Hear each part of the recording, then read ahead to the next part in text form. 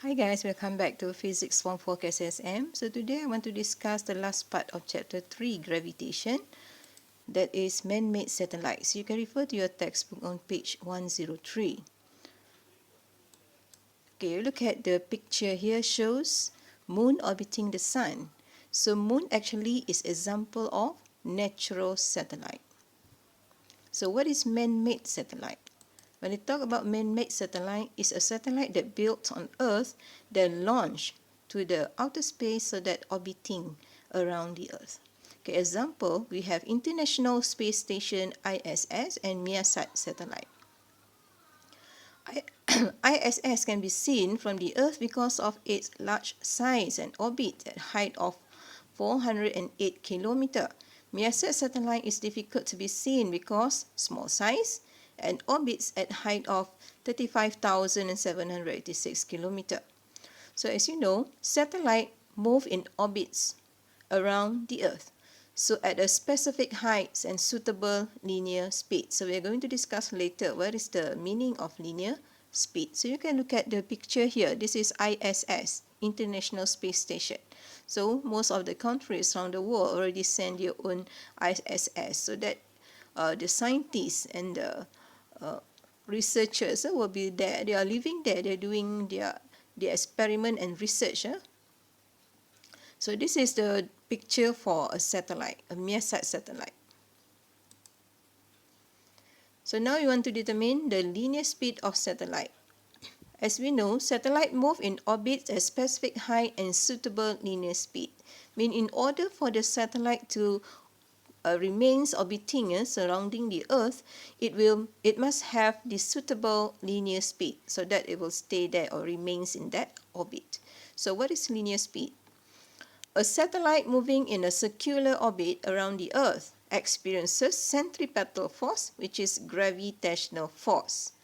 So we have discussed in 3.1 what is centripetal force, that is equals to gravitational force when the satellite able to orbit around the Earth. Okay, the formula for gravitational force is equivalent to F G(mm) divided by R squared. And the centripetal force on satellite is F equals mv squared divided by R. Centripetal force equals to gravitational force. So meaning we have this formula. So mv squared divided by R equals to gmm divided by R squared. Thus we can cancel the small m. The small m is the mass of the satellite. The capital M is the mass of the Earth. Then we can cancel the mass of the satellite and cancel one radius, the distance between the satellite and the center of the Earth R. So what we get here? Finally, we get V equivalent to square root of gm divided by R. So the V here is known as orbital speed or the linear speed of the satellite. So the direction of the linear speed is always perpendicular to the centripetal force. Okay, now let's say we want to determine the linear speed of a satellite orbiting the Earth. So the formula that we have derived before, we have V equals square root of gm divided by R. So you can see the value of G, universal gravitational constant, and mass of Earth are constant. So meaning the linear speed of the satellite just depends on R, distance between center of the Earth and the satellite. So let's say a satellite is placed at height h from the surface of the Earth, meaning from the start from here, surface of the Earth to the satellite, we mark as h. So now radius of its orbit is small r. So we calculate as radius of the Earth, capital R, plus h, height of the satellite. So therefore, we have the formula for the satellite that placed at certain height from the surface of the Earth as V equals square root gm divided by R plus h. Remember, the capital R is radius of the Earth. Let's say you can try to calculate using the formula Global Positioning System GPS satellite at an altitude of 20,200 kilometer. Altitude means height, height from the surface of the earth. So this is H, 20,200 kilometer. So you need to convert to meter. Okay, so use the formula V equivalent to square root of GM divided by R plus H. So you can get the answer V equivalent to 3.87 times 10 to the power 3 meter second negative 1. So meaning for this satellite at certain height H, for example 20,200, so the satellite need to maintain this value of speed in order to maintain its orbit around the earth. Okay. In a stable orbit, linear speed of satellite is V equivalent to square root of GM divided by R. So this is the general formula for any satellite. This linear speed is high enough for the satellite to move in a circular orbit around the earth. So centripetal acceleration equals to gravitational acceleration. So if the linear speed of satellite is less than the required linear speed, because we know that all the orbits around the earth, it has its own required linear speed. So the satellite need to maintain that speed in order to remain in that orbit. So what happens if the linear speed suddenly drop or reduce? The satellite will fall to lower orbit and continue to revolve towards the earth until it enters the atmosphere, meaning it slowly to fall back to the ground. So the movement of the satellite at high linear speed against air resistance will generate heat and eventually causes the satellite to burn. You know that satellite is moving at very high speed. Once enter the atmosphere, it will experience very large air resistance. So this cause work done to overcome the resistance, and large amount of the kinetic energy will be converted to heat and cause the satellite to burn upon reaching the ground. Okay, geostationary and non-geostationary satellite. So we want to differentiate between these two types of satellite. So I will just mention as geo and non-geo. So for easy for me to explain the differences between these two types of satellite. So let's look at the similarity by using this double bubble map. Okay, so the first one orbits the earth. Both geo and non-geo orbits the earth, means orbiting around the earth. Okay, the linear speed of the satellite, we use the same formula, V equivalent to square root of GM divided by R. And then the orbital period of the both satellites, T, equivalent to square root of 4 pi square R cubed divided by GM. So this is the formula that we get from Kepler's third law. Okay, now let's look at the differences. The first one, for geo, direction of motion same as direction of earth rotation. For non-geo, direction of motion need not be the same as direction of earth rotation.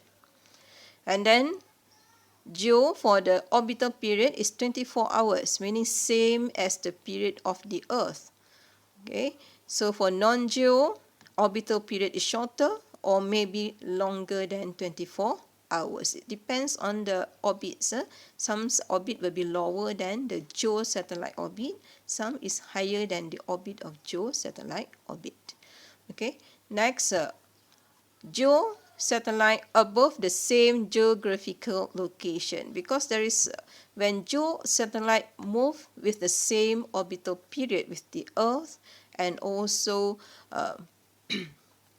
moving in the same direction, so it looks like there's no relative motion between the satellite and the earth. So we can see like the satellite at rest, not moving. So no relative motion. That's why it's always above the geographical location. Actually, it is rotating, but at the same period as the earth.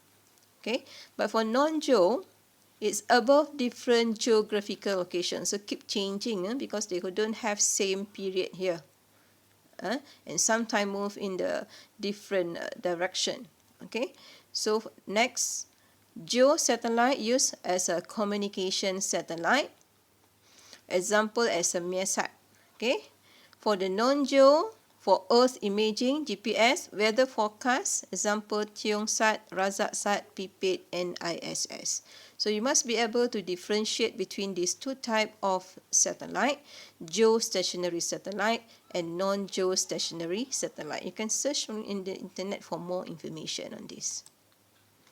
Okay, now let's say we want to send a satellite from the Earth so that it will maintain orbiting in one orbit around the Earth. How can we send a satellite? So by using a rocket, launch the rocket that bring the satellite. When the satellite enters the outer space, suddenly it will stay there and never fall back to the ground. So how can this happen? Because everything that we throw up always fall back to the ground due to gravitational pull. Okay, now, so in order for the satellite to be sent to orbit around the Earth in one orbit, so we need to move the rocket at certain velocity that we call it escape velocity. So what is escape velocity? So escape velocity V is the minimum velocity needed by an object on the surface of the Earth to overcome gravitational force and escape to outer space. If the distance of the object from center of the Earth is r, the mass of the object is m, and the mass of the Earth is capital M, then the object possesses gravitational potential energy U equals negative gmm divided by r. So we know that any object in gravitational field will experience potential energy. So meaning initially at the surface of the Earth, for example, the object will have two types of energy. There is kinetic energy and gravitational energy. Okay, so the gravitational potential energy, the value is negative because it's equivalent to work done to overcome gravitational pull. And we know that the gravitational pull is a force of attraction and it's always negative. That's why the value of gravitational potential energy is negative here. Okay, now let's explain more about the potential energy. So gravitational potential U due to large spheres. Now we discuss about planet, about Earth, satellites, so involve a large masses of object. The gravitational potential at point P is defined as work done per unit mass taking a small test mass from zero potential to point P. Where is the zero potential point? The only place with zero potential has to be infinity. So here infinity. So meaning the work done per unit mass, taking a small test mass from zero potential to point P. So meaning from here to point P. So work done equivalent to negative W. So gravitational force is force of attraction towards center of the Earth. Work must be done to overcome the gravitational force when moved away from the Earth. The reason it has to be negative is that you would do work pushing the mass away from the planet to infinity. So the work done or the potential energy for the object is negative. Okay, now we want to produce expression for escape velocity. So let's look at important symbol that we use here. M, capital M is mass of Earth. Capital R here, radius of Earth. VE is the escape velocity of the satellite or body. M is the mass of the body or the satellite.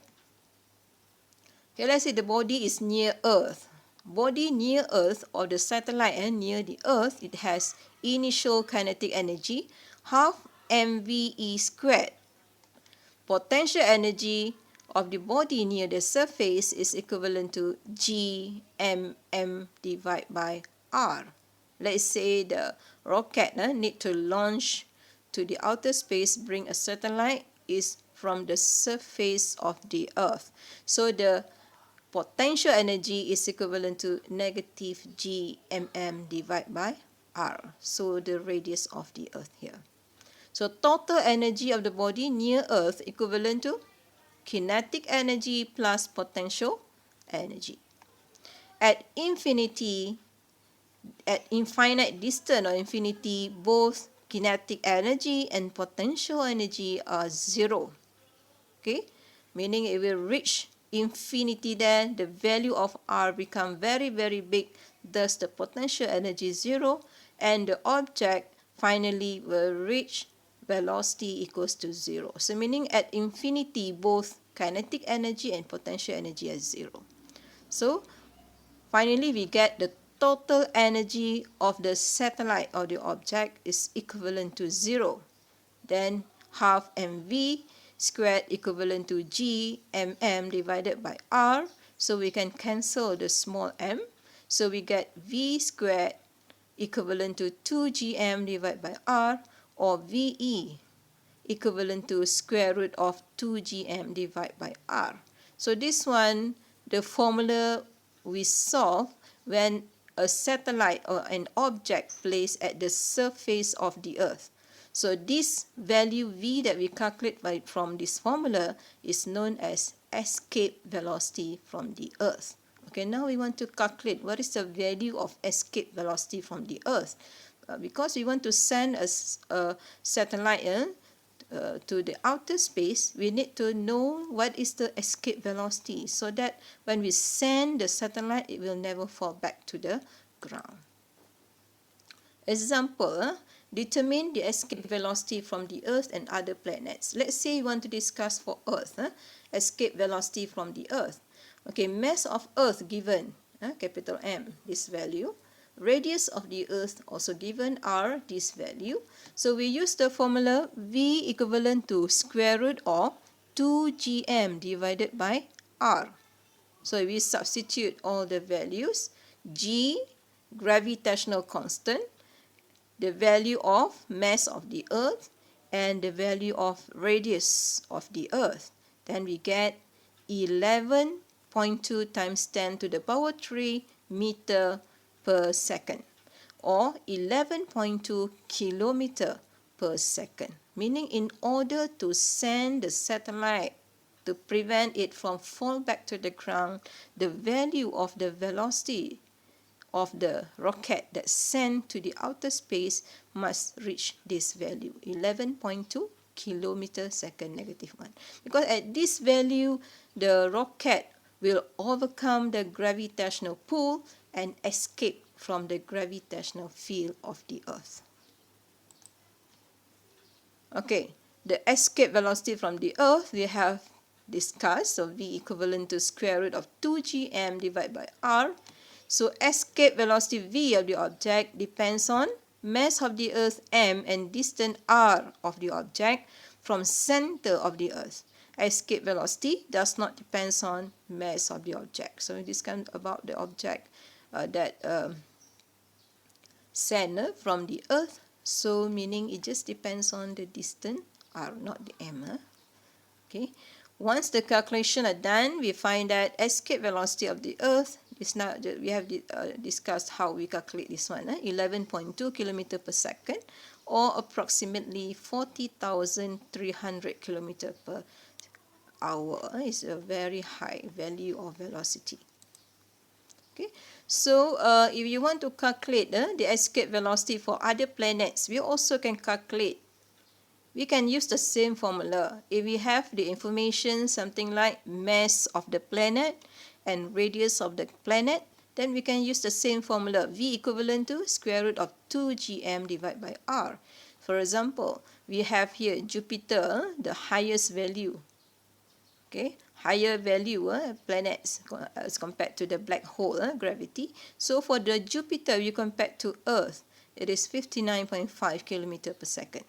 Okay, so meaning the escape velocity is very, very large. So that's the reason why the atmosphere of the Jupiter is heavier compared to Moon. You can see the Moon here is 2.4. So meaning all the air molecules in the atmosphere all will be escaped easily. That's why on the Moon there's no or very less, or we can say there's no air at all. All will be escape due to the smaller escape velocity. Okay, so you want to calculate for moon and sun. Okay, let's say we want to solve problem involving moon and sun. For example, part 1, you want to calculate gravitational acceleration on the moon and the sun, escape velocity for the moon and the sun. So you have all the information given here, mass and radius. Okay, the first part, we want to calculate gravitational acceleration. So we still remember in 3.2, we have 3.1, we have discussed this formula. Small g, gravitational acceleration, equivalent to gm divided by r squared. You want to calculate for moon. So what we do, m here, we use mass of the moon. And r here, we use radius of the moon. Okay, so we just change.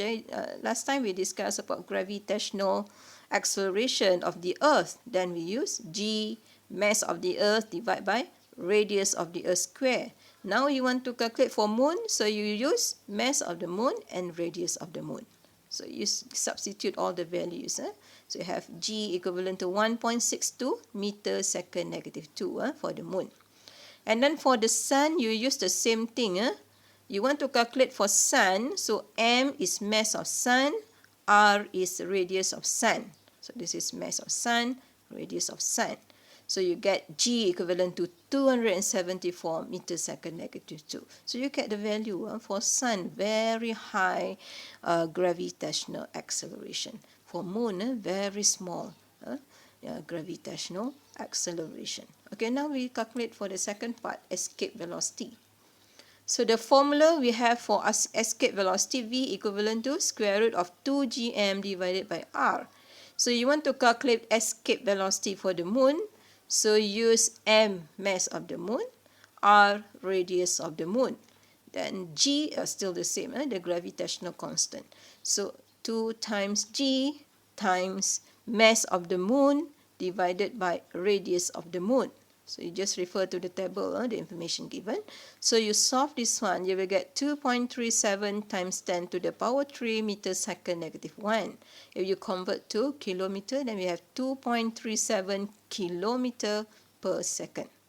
Okay, and then you do the same thing for sun. You want to calculate the escape velocity of sun, then you have mass equivalent to mass of sun, r is radius of sun, so you have 6.18 times 10 to the power 5 meter second negative 1. Okay, the moon has low gravitational acceleration and escape velocity because mass of the moon is smaller than that of the sun. So we can compare like that. Okay, the sun is the largest body in the solar system. Gravitational acceleration on the sun and escape velocity on the sun have the highest value compared with those of the moon as well as other planets. I think that's the reason why all the planets keeps orbiting the sun, because they cannot escape from the sun. Okay, so it has a very large escape velocity. Okay, now in deriving the expression for escape velocity, we have neglected the air resistance on the body. In actual practice, the value of escape velocity is slightly greater than the above calculated value. Because when you launch a rocket, of course, there will be air resistance. Okay? The escape velocity does not depend on angle of projection from the Earth's surface.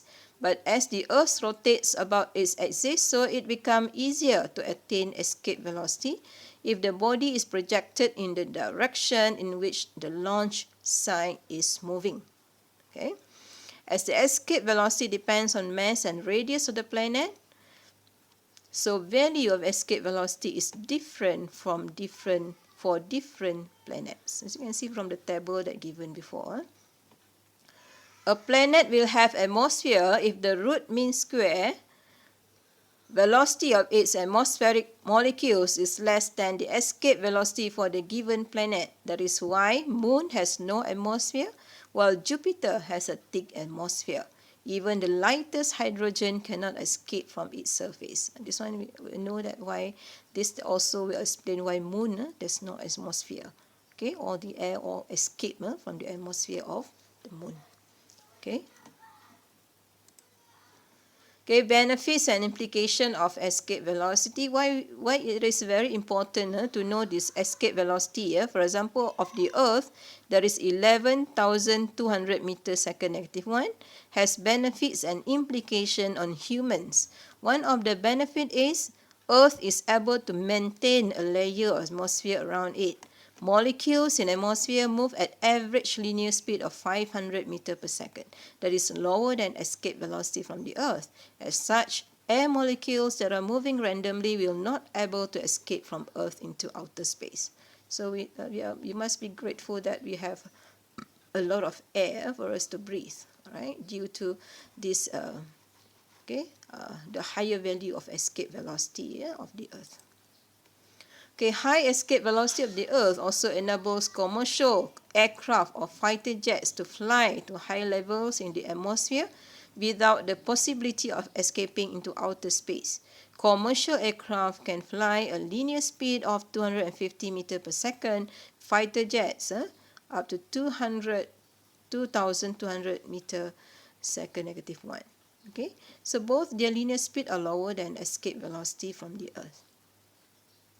The launching a rocket requires large quantities of fuel to produce high thrust that enables the rocket to achieve escape velocity of the Earth, and it can send the spacecraft into outer space. So we mean rocket, we use rocket to send satellite to the outer space. So by using high thrust, if you still remember the video that I showed to you, the launching of rocket. Okay, so that's all for the chapter 3. So I hope you can do more research on this. Go and search in the internet for more information, and don't forget to subscribe, like, and tap for more coming videos to support. Visit